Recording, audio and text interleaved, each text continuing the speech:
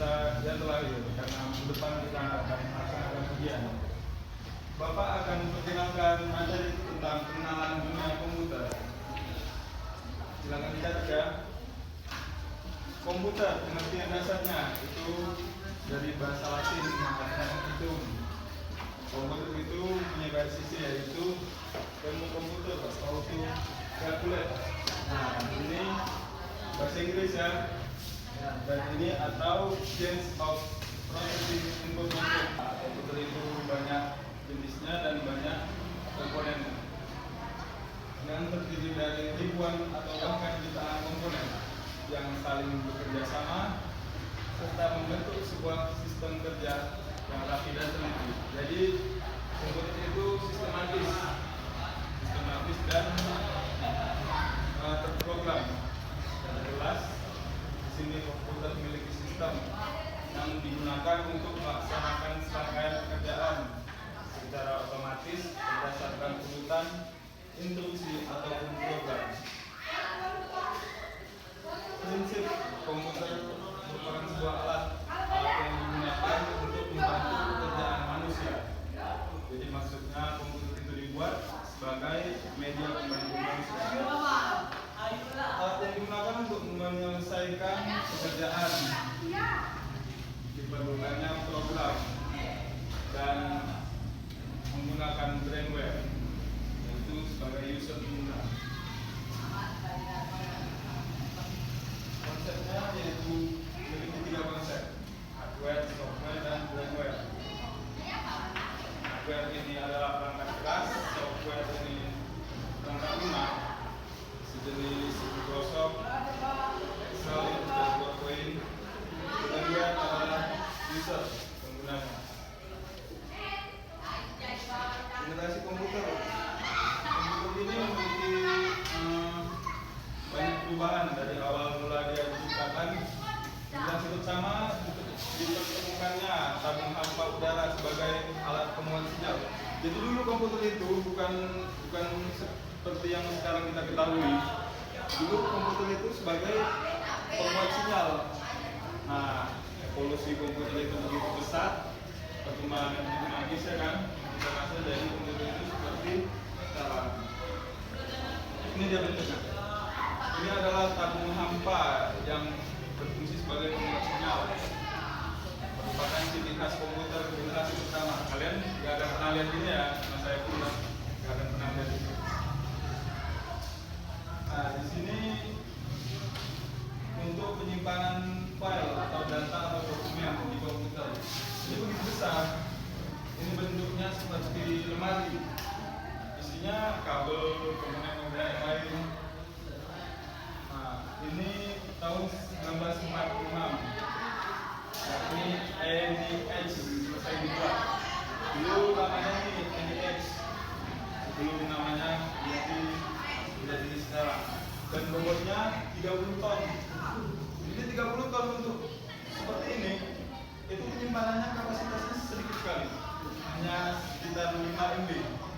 Bisa kita bayangkan ya, 5 MB itu gimana ya? Soalnya kita menyimpan foto atau video itu udah puluhan MB ya kan.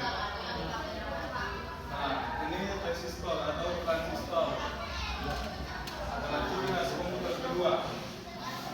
Bahan bakunya dari 3 lapis. Ini isinya kayak seperti tanah, kartu. Pernah lihat ini batu yang dibelah? Nah itu kan arang gitu lah, kayak itu isinya. Merupakan singkatan dari transfer resistor yang berarti mempengaruhi daya tahan antar dua sisi. Nah di sini ada kaki-kakinya di sini untuk masuk arusnya atau daya. Nah ini komputer sebagai penyimpanannya ini besar sekali ini. Meskipun kualitas gambarnya jelek sekali ya, karena dulu masih belum seperti sekarang. Nah di sini soket. Ini sama seperti apa ya, komponen-komponen di dalam soket itu dia IC atau chip dulu. Nah di sini finalnya untuk akhir komputer ini masih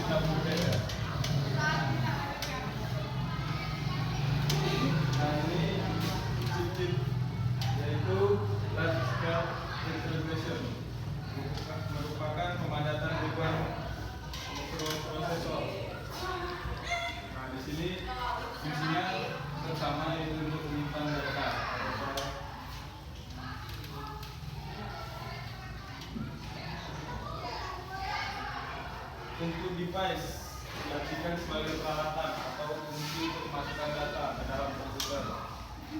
Untuk device itu peralatan yang untuk membuatkan hasil seperti info ke sini. Nah, CPU berfungsi sebagai pemegang kendali jalannya kegiatan komputer. CPU juga disebut sebagai otak dari komputer. Selain daripada itu, CPU juga berfungsi sebagai tempat untuk melakukan berbagai olahan dan penyimpanan data. Software di sini adalah perangkat lunak. Contohnya Windows, Unix, Linux, Macintosh, dan Windows. Sistem aplikasinya yaitu seperti Microsoft Office, Word Processor, Corel Draw, Adobe Photoshop, AutoCAD, dan lain-lain.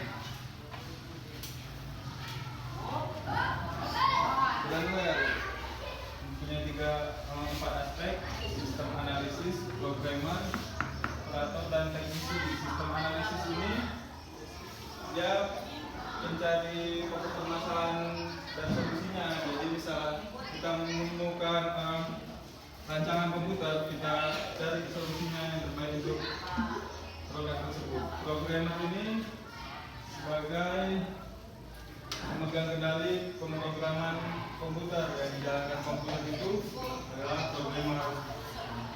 Operator itu menjalankan komputer berdasarkan instruksi yang diberikan. Teknisi bertugas merakit, memelihara, memperbaiki perangkat keras dan perangkat lunak. Microsoft Office sesuai dengan namanya, software ini diproduksi oleh perusahaan raksasa. Nah, untuk membuat PPT ini aslinya ini bisa menggunakan Microsoft Office.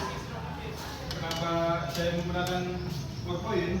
Nah, itu lebih mudah dan lebih terstruktur menggunakan Microsoft PowerPoint. Microsoft Office ini dia memiliki beberapa pengembangan. Office 3.0 pertama rilis hanya tersedia untuk OS Windows. Nah, Microsoft Office 4.0 ini mengembangkan Word, Excel, PowerPoint, Mail, dan Access. Office yang 4.3 juga begitu, Office 95 juga begitu.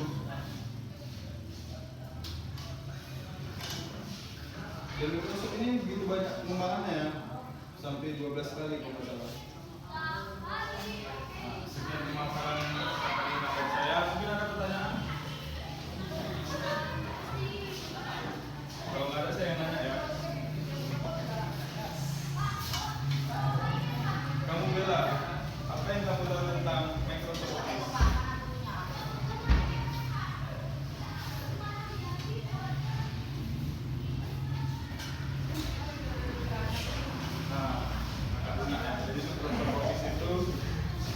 Sebagai perangkat lunak yang disediakan dari komputer ataupun laptop. Untuk yang lainnya, ada pertanyaan?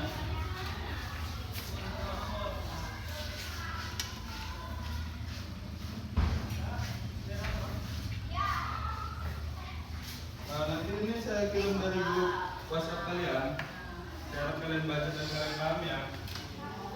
Nah, kalau ada bisa jadi bahan pembacaan kalian.